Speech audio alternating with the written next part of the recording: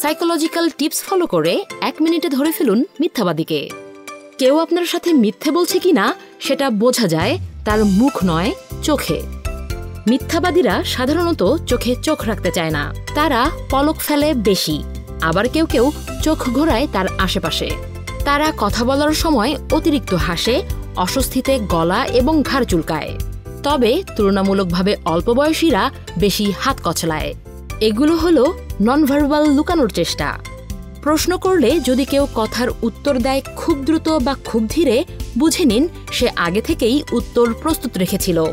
আর সবচেয়ে বড় সিগন্যাল, তারা কথা বলার সময় নিজের শরীর থেকে দূরে থাকে, যেন মনে মনে পালাতে চায়, এক জায়গায় স্থির হয়ে দাঁড়াতে চায় না।